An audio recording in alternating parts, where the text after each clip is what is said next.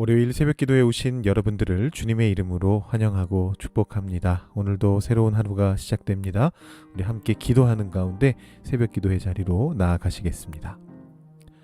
하나님 아버지 감사합니다. 오늘도 주님 앞에 나아올 수 있도록 우리의 마음을 이끌어 주시고 주님의 말씀에 귀 기울일 수 있도록 우리의 마음을 열어 주시니 감사합니다.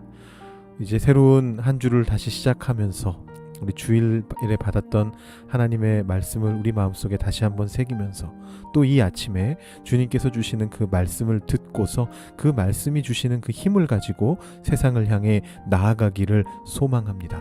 하나님, 우리의 귀에 주님의 음성을 들려주실 때 주님의 그 따뜻한 음성이 우리의 삶 속에서 우리가 살아나갈 수 있는 힘의 근원이 되는 것을 경험하게 하여 주시옵소서. 오늘 알려주시는 말씀을 통해 깨닫게 되는 것이 우리 삶 속에 잘 적용될 수 있게 하여 주시고, 우리가 삶을 살아가면서 이웃들과 부딪힐 때마다, 우리의 주변에 있는 사람들과 함께 할 때마다 하나님께서 우리에게 알려주시는 그것들이 정말로 진리의 말씀으로 이루어지게 되는 것을 우리가 볼 수 있게 하여 주시옵소서. 우리가 가지고 나온 모든 기도의 제목들도 주님께서 귀 기울여 들어주고 계심을 우리가 믿으면서 주님 앞에 그 기도의 제목들을 올려드립니다. 하나님께서 행하시는 것들을 우리의 삶 속에 보여주시옵소서.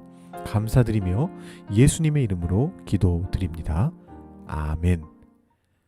오늘 우리에게 주시는 말씀은 데살로니가전서 4장 9절부터 18절까지의 말씀입니다. 데살로니가전서 4장 9절부터 18절까지의 말씀을 봉독하도록 하겠습니다. 형제 사랑에 관하여는 너희에게 쓸 것이 없음은 너희들 자신이 하나님의 가르치심을 받아 서로 사랑함이라. 너희가 온 마게도냐 모든 형제에 대하여 과연 이것을 행하도다. 형제들아, 권하노니 더욱 그렇게 행하고 또 너희에게 명한 것 같이 조용히 자기 일을 하고 너희 손으로 일하기를 힘쓰라. 이는 외인에 대하여 단정히 행하고 또한 아무 궁핍함이 없게 하려 함이라. 형제들아, 자는 자들에 관하여는 너희가 알지 못함을 우리가 원하지 아니하노니 이는 소망 없는 다른 이와 같이 슬퍼하지 않게 하려 함이라. 우리가 예수께서 죽으셨다가 다시 살아나심을 믿을진대 이와 같이 예수 안에서 자는 자들도 하나님이 그와 함께 데리고 오시리라. 우리가 주의 말씀으로 너희에게 이것을 말하노니 주께서 강림하실 때까지 우리 살아남아 있는 자도 자는 자보다 결코 앞서지 못하리라. 주께서 호령과 천사장의 소리와 하나님의 나팔 소리로 친히 하늘로부터 강림하시리니 그리스도 안에서 죽은 자들이 먼저 일어나고 그 후에 우리 살아남은 자들도 그들과 함께 구름 속으로 끌어올려 공중에서 주를 영접하게 하시리니 그리하여 우리가 항상 주와 함께 있으리라. 그러므로 이러한 말로 서로 위로하라. 아멘. 데살로니가전서 4장과 5장은 보통 윤리적 권고라는 제목으로 묻게 됩니다. 고대 헬라 시대의 서신서들의 일반적인 형태이기도 했습니다. 전반부에서는 이론적인 얘기를 하고 반드시 후반부에서는 윤리를 다루게 됩니다. 바울 서신도 마찬가지입니다. 이 데살로니가 전서의 경우에 이런 윤리적인 권고가 4장부터 5장 사이에 세 파트로 나뉘어져서 나오고 있습니다. 먼저 4장 1절부터 12절까지는 교회 공동체의 바깥과 안에 관련해서 어떤 삶을 살아야 하는가 이런 이야기를 하고요. 그 다음에 13절부터 4장 끝절까지 하고 5장 1절부터 11절까지는 주님의 재림이 어떻게 우리의 소망이 되는가, 우리 삶 속에서 소망이 되는가를 이야기합니다. 그리고 5장 12절부터 22절까지는 교회 공동체 내부에서의 행실이 어떠한가에 대해서 이야기하고 있습니다. 다만 우리 묵상집 같은 경우는 이 말씀을 장의 길이에 따라서 네 파트로 나누고 있어서 조금 이 주제가 섞여 있는 부분이 있습니다. 오늘 저는 이 묵상집에 실려 있는 대로 9절부터 18절까지를 다루려고 하고요. 근데 이제 9절부터 12절의 말씀이 앞의 내용하고 연결되어 있다 보니까 그 말씀을 이해하기 위해서 그 앞에 주일 묵상 구절도 일부 살펴보겠습니다. 그리고 재림에 대한 내용 중에서 5장의 내용은 내일 김요한 목사님 말씀으로 넘겨드리도록 하겠습니다. 윤리적 권고의 첫 부분은 이렇게 시작합니다. 4장 1절 잠깐 보시면요. 마땅히 어떻게 행할 것인가, 어떻게 살 것인가, 이것이 먼저 나오고 있습니다. 그런데 사실 모든 윤리적인 권고는 기본적으로 어떻게 살아야 하느냐에 대한 문제입니다. 그렇기 때문에 더 중요한 것은 뭐냐면 그 다음의 권고죠. 어떻게 하나님을 기쁘게 해드려야 하느냐라는 것입니다. 근데 이 주제는 낯설지가 않습니다. 바울이 이미 이 주제에 대해서 2장에서 언급한 바가 있거든요. 우리 김요한 목사님 말씀을 통해서 하나님을 기쁘시게 하는 것이 얼마나 중요한가, 우리 그 얘기를 목요일 날 들었었는데요. 그것이 왜 중심이 되어야 되는가, 이 얘기를 하셨었습니다. 이론적인 교리의 측면에서도 그랬고 2장에서 또 그 말이 이제 다시 윤리를 이야기하면서도 반복되는 것입니다. 윤리 안에서도 하나님을 기쁘시게 하는 것이 중심이 되어야 된다라는 것이죠. 나중에 바울이 갈라디아서에서도 비슷한 표현을 사용하고 있는데요. 이제 내가 사람들에게 좋게 하랴, 하나님께 좋게 하랴, 사람들에게 기쁨을 구하랴, 내가 지금까지 사람들의 기쁨을 구하였다면 그리스도의 종이 아니니라. 결국은 이 하나님을 기쁘시게 하는 삶이라고 하는 것은 사람의 환심을 사려고 하지 않고 오직 하나님만 생각하는 삶을 말하는 것이죠. 근데 이제 문제가 있습니다. 이제부터 우리가 보게 될 바울의 윤리적인 권고 안에서 바울은 결국에는 다른 사람들을 어떻게 생각할 것인가, 이웃에 대한, 또 공동체 바깥에 살고 있는 사람들에 대한 어떤 관심을 계속해서 촉구합니다. 여러분, 윤리가 그런 것이지 않습니까? 결국 윤리라고 하는 것은 나 혼자가 아니라 남들과 함께 지켜가야 되는 것이거든요. 어제 한글학교 선생님 한 분하고 조금 깊은 대화를 나눌 기회가 있었는데요. 어제 광고에서 말씀드렸던 것처럼 다음 주부터 이 한글학교가 바로 여름방학 특별 프로그램에 들어갑니다. 근데 이제 아마 선생님들께서 돌아가시면서 특강을 하기로 하신 것 같습니다. 그래서 어떤 선생님들은 아이들한테 붓글씨를 가르쳐 준다고 하셨다고 하고, 또 저와 대화를 나누신 분은 또 다른 선생님 한 분하고 함께 예절 교육을 시키기로 하셨는데, 이것을 어떻게 아이들에게 잘 전할까? 왜냐하면 아이들은 꼭 그거 왜 해야 돼요? 라고 이렇게 물어볼 텐데, 그럼 어떻게 하면 아이들의 마음속에서 그것이 직접 우러나오게 할 것인가? 이 윤리라는 걸 왜 지켜야 하는가? 이 예절이라는 걸 왜 지켜야 하는가를 어떻게 설명할까? 이것을 진지하게 고민하고 계셨습니다.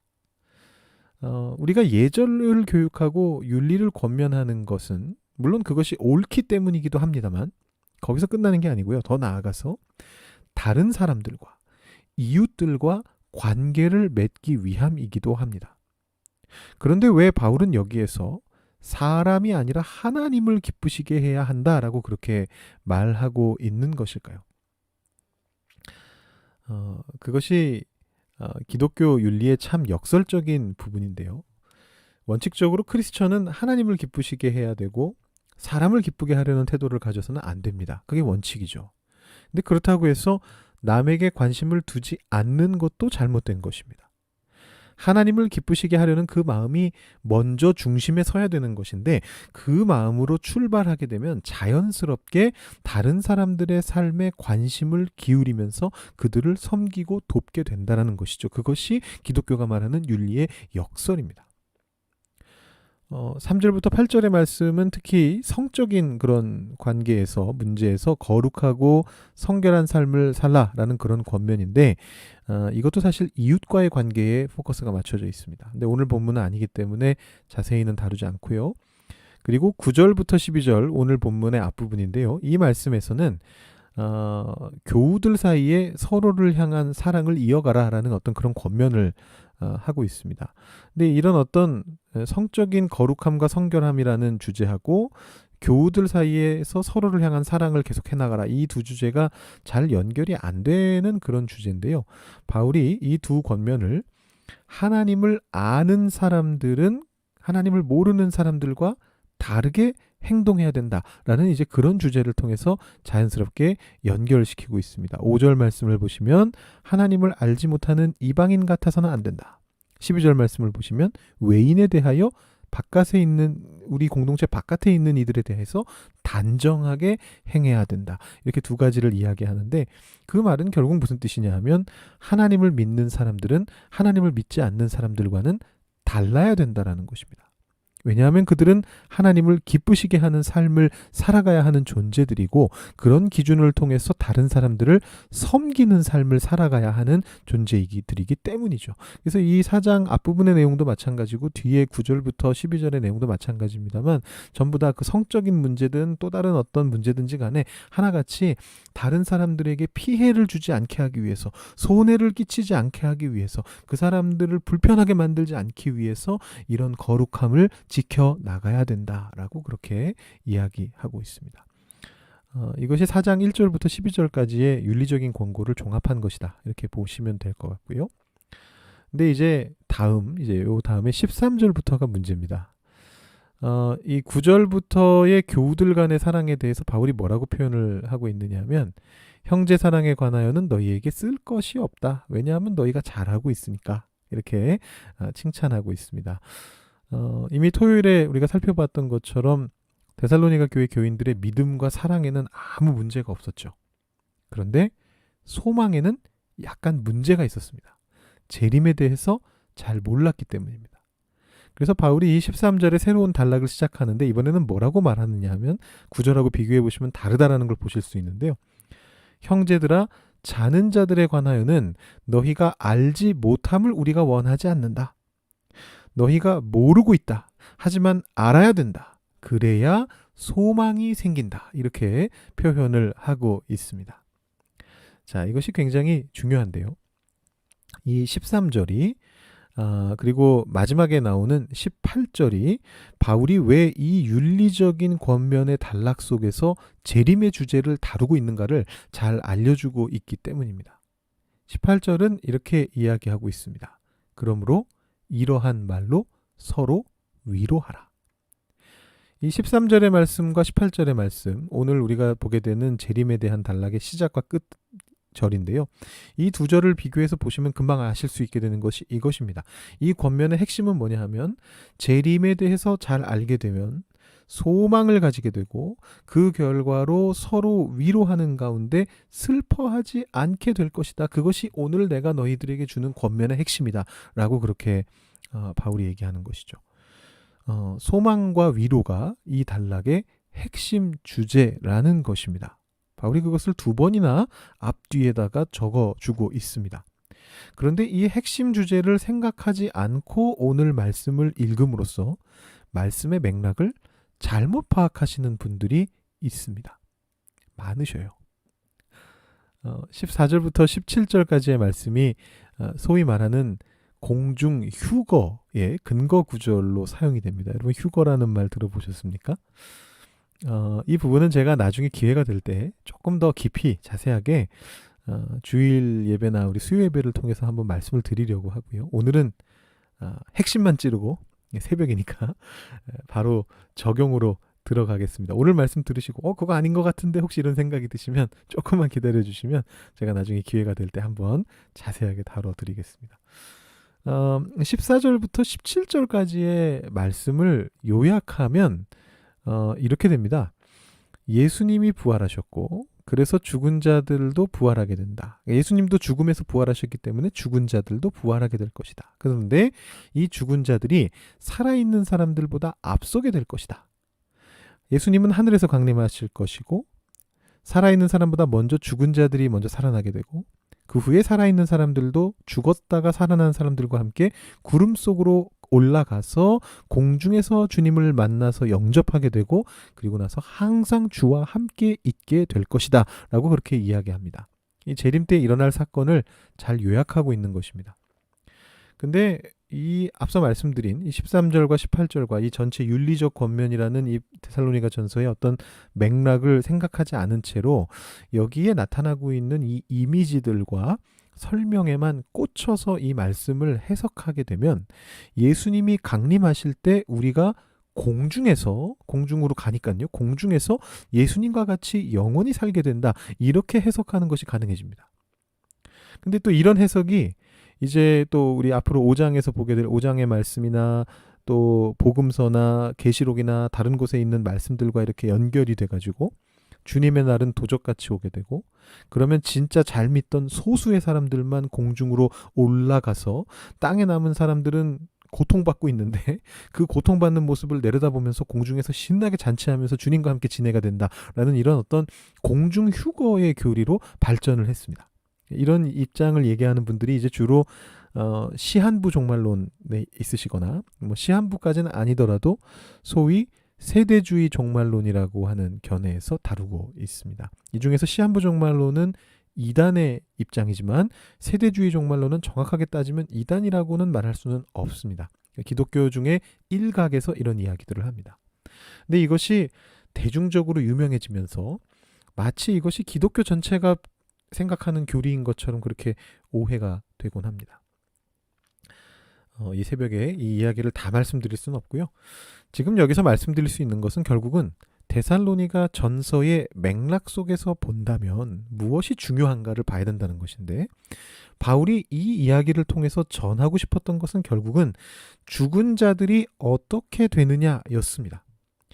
데살로니가 교회 교인들은 지난주 수요일과 토요일 말씀에서 전해드렸듯이 바울이 유대인들로부터 쫓겨나게 되면서 데살로니가에서 빠르게 쫓겨나게 되면서 재림에 대해서 제대로 배울 수 있는 기회를 놓쳤습니다. 그래서 그들에게 오해가 쌓여 있었습니다. 예수님이 오시면 살아있는 우리는 구원받는데 예수님 믿다가 죽은 우리 가족과 우리 동료들은 어떻게 되는 거지? 그 사람들은 이미 죽었는데? 그 사람들에게는 소망이 없는 거 아니야? 그들은 구원받지 못하는 거 아니야? 이렇게 생각하고 있었다라는 것이죠. 바울은 이렇게 얘기하는 겁니다. 걱정 안 해도 된다. 죽은 자들이 우리보다 먼저 깨어나서 먼저 주님을 보게 될 것이다. 이렇게 말하는 겁니다. 제가 조금만 풀어서 한번 말해보겠습니다. 이런 뉘앙스인지 정확하게 모르겠습니다만 조금만 풀어서 말해본다면 어떤 뜻이 되느냐 하면, 아이고 별 걱정을 다 하네. 이렇게 호들갑을 떨어주고 있는 거죠. 야, 남 걱정하지 말고 네 걱정이나 해라. 그 사람들은 벌써 구원받았어. 죽은 자들은 이미 예수님께로 가고 있어. 걱정하지 말고 소망을 가지고 서로를 위로해 주어라. 최후 승리를 향하여 가기 위해서. 이것이 오늘 말씀에서 바울의 메시지의 초점입니다.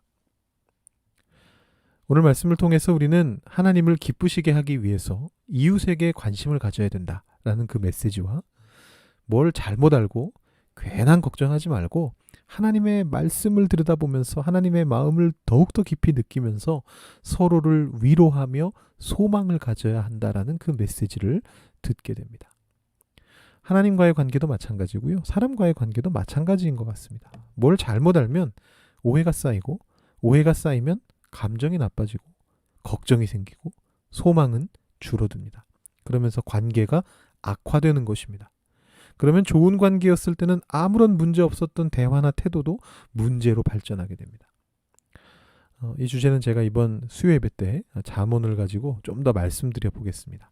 오늘 우리 기도하실 때는요, 우리가 하나님을 기쁘시게 하기 위해서 서로를 위로하여야 된다라는 이 말씀을 기억하시면서 위로하는 자로 살아갈 수 있게 해달라고, 그러기 위해서 하나님도 더 잘 알게 되고 이웃에게도 더 관심을 가질 수 있는 삶을 살아갈 수 있게 해달라고 기도하면서 나아가시면 좋겠습니다. 이 내용으로 기도하시고 여러분들 개인 기도 제목으로 기도하시고 오늘 새벽 기도 마치시기 바랍니다.